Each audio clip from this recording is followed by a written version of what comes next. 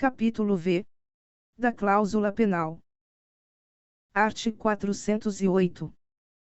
Incorre de pleno direito o devedor na cláusula penal, desde que, culposamente, deixe de cumprir a obrigação ou se constitua em mora. Art. 409. A cláusula penal estipulada conjuntamente com a obrigação, ou em ato posterior, pode referir-se à inexecução completa da obrigação, a de alguma cláusula especial ou simplesmente à mora. Art. 410. Quando se estipular a cláusula penal para o caso de total inadimplemento da obrigação, esta converter-se-á em alternativa a benefício do credor. Art. 411. Quando se estipular a cláusula penal para o caso de mora, ou insegurança especial de outra cláusula determinada, terá o credor o arbítrio de exigir a satisfação da pena cominada, juntamente com o desempenho da obrigação principal. Art. 412. O valor da cominação imposta na cláusula penal não pode exceder o da obrigação principal. Art. 413. A penalidade deve ser reduzida equitativamente pelo juiz se a obrigação principal tiver sido cumprida em parte, ou se o montante da penalidade for manifestamente excessivo, tendo-se em vista a natureza e a finalidade do negócio. Art. 414. Sendo indivisível a obrigação, todos os devedores, caindo em falta um deles, incorrerão na pena, mas esta só se poderá demandar integralmente do culpado, respondendo cada um dos outros somente pela sua cota. Parágrafo único. Aos não culpados fica reservada a ação regressiva contra aquele que deu causa à aplicação da pena. Art. 415. Quando a obrigação for divisível, só incorre na pena o devedor ou o herdeiro do devedor que a infringir, e proporcionalmente à sua parte na obrigação. Art. 416. Para exigir a pena convencional, não é necessário que o credor alegue prejuízo. Parágrafo único. Ainda que o prejuízo exceda ao previsto na cláusula penal, não pode o credor exigir indenização suplementar se assim não foi convencionado. Se o tiver sido, a pena vale como mínimo da indenização, competindo ao credor provar o prejuízo excedente. Capítulo 6. Das arras ou sinal. Art. 417. Se, por ocasião da conclusão do contrato, uma parte der à outra, a título de arras, dinheiro ou outro bem móvel, deverão as arras, em caso de execução, ser restituídas ou computadas na prestação devida, se do mesmo gênero da principal. Art. 418. Se a parte que deu as arras não executar o contrato, poderá a outra tê-lo por desfeito, retendo-as, se a inexecução for de quem recebeu as arras, poderá quem as deu haver o contrato por desfeito, e exigir sua devolução mais o equivalente, com atualização monetária segundo índices oficiais regularmente estabelecidos, juros e honorários de advogado. Art. 419. A parte inocente pode pedir indenização suplementar, se provar maior prejuízo, valendo as arras como taxa mínima. Pode, também, a parte inocente exigir a execução do contrato, com as perdas e danos, valendo as arras como o mínimo da indenização. Art. 420.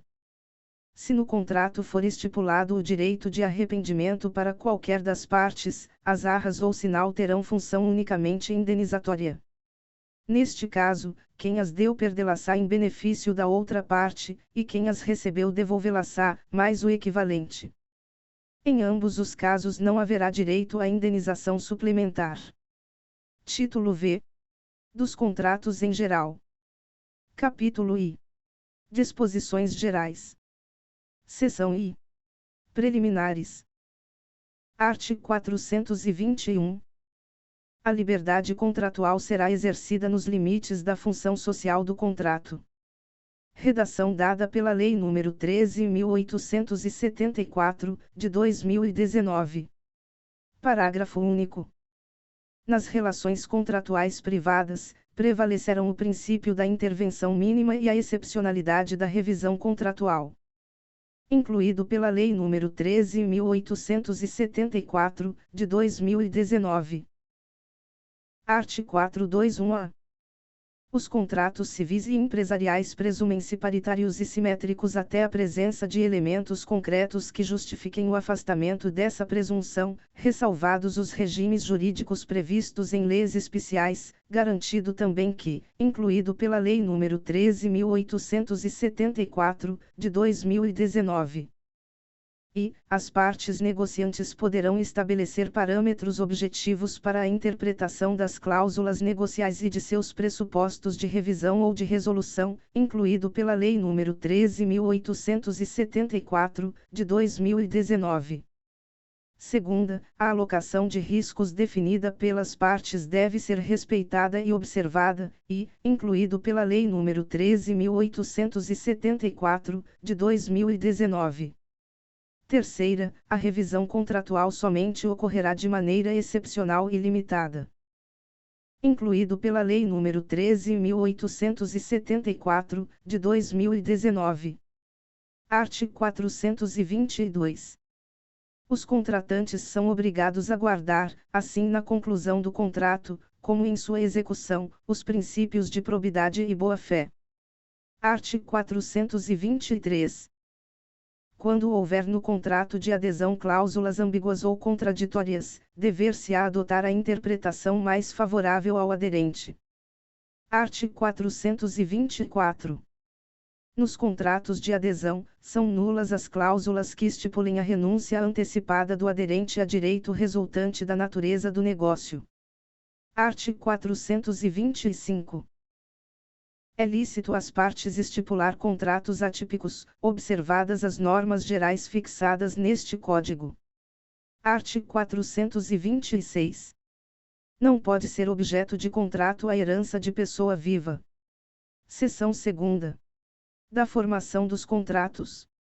Artigo 427. A proposta de contrato obriga o proponente, se o contrário não resultar dos termos dela, da natureza do negócio, ou das circunstâncias do caso. Artigo 428. Deixa de ser obrigatória a proposta. E, se, feita sem prazo a pessoa presente, não foi imediatamente aceita. Considera-se também presente a pessoa que contrata por telefone ou por meio de comunicação semelhante. Segunda, se, feita sem prazo a pessoa ausente, tiver decorrido tempo suficiente para chegar a resposta ao conhecimento do proponente. Terceira, se, feita a pessoa ausente, não tiver sido expedida a resposta dentro do prazo dado.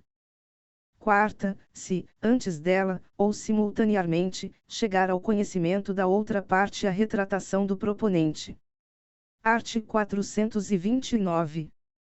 A oferta ao público equivale à proposta quando encerra os requisitos essenciais ao contrato, salvo se o contrário resultar das circunstâncias ou dos usos. Parágrafo único. Pode revogar-se a oferta pela mesma via de sua divulgação, desde que ressalvada esta faculdade na oferta realizada. Artigo 430. Se a aceitação, por circunstância imprevista, chegar tarde ao conhecimento do proponente, este comunicá-lo-á imediatamente ao aceitante, sob pena de responder por perdas e danos. Artigo 431. A aceitação fora do prazo, com adições, restrições, ou modificações, importará nova proposta. Artigo 432. Se o negócio for daqueles em que não seja costume a aceitação expressa, ou o proponente a tiver dispensado, reputar-se-á concluído o contrato, não chegando a tempo a recusa.